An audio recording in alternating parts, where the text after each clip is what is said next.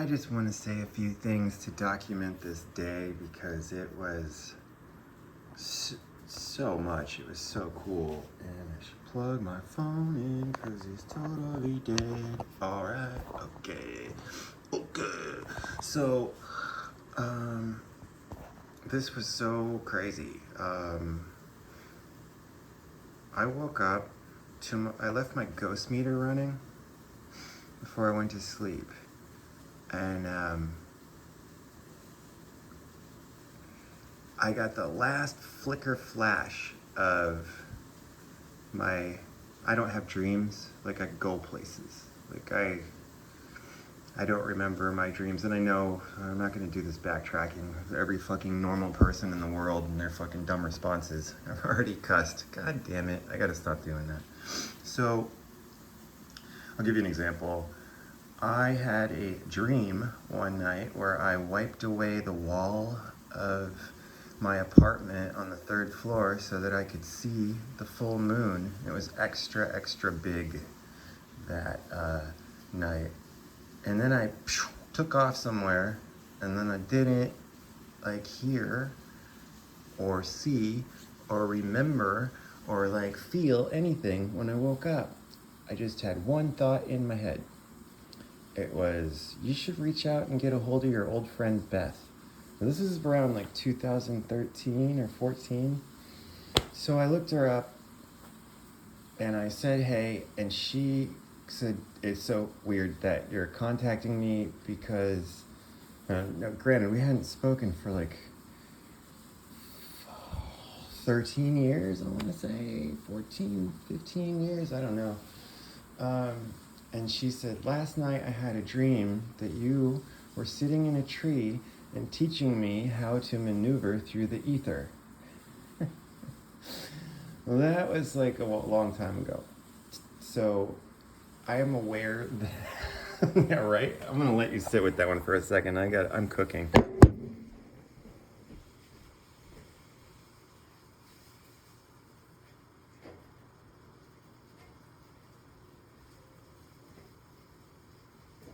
Okay, so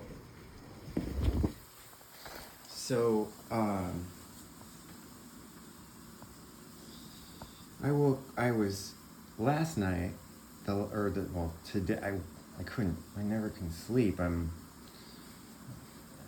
just looking into so many cool things, so I'm just so interested about so many things all the time, and so, after today, I actually deserve this. Cheers, I'm having some Beaujolais. So, I just got home from work. It's almost 2 a.m. Sorry, okay. Focus! Okay, so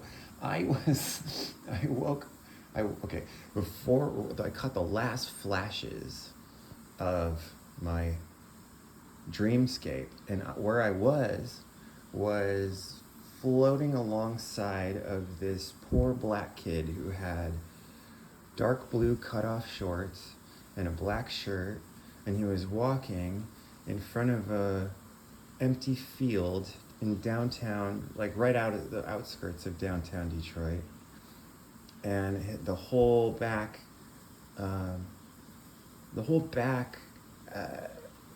field was broken glass. So the second I was ripped out of that, I was hearing my ghost meter say organization. Now, I have helped a lot of homeless people in my life. I would work full shifts, and this kid was not homeless. He just didn't have a future. I've helped a lot of homeless people. I've helped homeless people get back to their family in Philly. I've helped them get jobs through landlords and roof tarring so that they could get those bus tickets and stuff. I would sit at the end of my shift with my guitar. I'd work at a whole shift, 8 hours at a coffee shop, and then go across the street where all my homeless friends were there, and there's 4 of them, and I would put my guitar case out and fill it with quarters and all my change from my tips. And we had a rule: you're not allowed to ask for money. And one of my friends, Bill, was this like 6'3", 6'4", lanky, tall black guy. Just so cool. You know, a mustache and really kind of balding but short hair, and just one of the most beautiful people. He would just compliment these yuppies on the corner of Halsted and Armitage. And we were on Armitage. We would sit in front of this. There was a white hen right there, and so we would sit on the stoop on the other side of, like, on the Armitage side, right by this old boutique, this like little boutique where there's clothing, and so we had this little spot where we could sit and not be like blocking the sidewalk. And I would play like flamenco, and Bill would play the timbe. He always had a timbe with like and he taught me like some. I've always been like a really well accomplished drummer. Like, I can talk about that another time. By the time I was 12, I burned through 4 private lesson teachers, and 2 of them were Berkeley trained, and they were just like, I can't teach you anymore. But yeah, I would sit. I gotta flip my veggie stuff. I would sit and play flamenco music, and the people would see the shiny coins in the case, and then I had to get on the last bus back to my ghetto apartment, a 3-bedroom for $100 a month, and a crackhead that lived down in the downstairs apartment below me, who was the landlord's brother. And I'll talk about that whole thing in another talk. But my point is, I've helped. Well, at the end of before that last bus came, I would see it go the opposite way, and then it would loop around down at Clark Street, and then the Armitage bus would go to its last run. And I lived way up at Pulaski, and this was in 1998. I was the only white guy for blocks, and so I ended up rehabilitating the crackhead who lived downstairs. He had brain damage. I'll talk about him another time. But so, and I also had these. I had these homeless. I divvy up the money.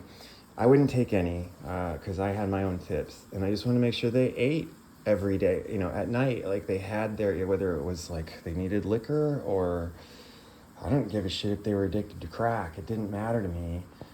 They were so nice and good people that just had a bad run of it. And so, and they helped me quit a job one night, and I'll talk about that another time. But I want to get to the point because I'm running out of time here, and I don't want to make this a very long video. I went to go support an 80-year-old female comedian that's become a really good friend of mine. Within 24 hours of knowing her, she was in my advanced comedy class, which I don't recommend taking a comedy class, but it will give you some time on stage. You're probably not going to learn anything. Anyway. But TJ Miller taught my first advanced comedy class, so that was really cool. So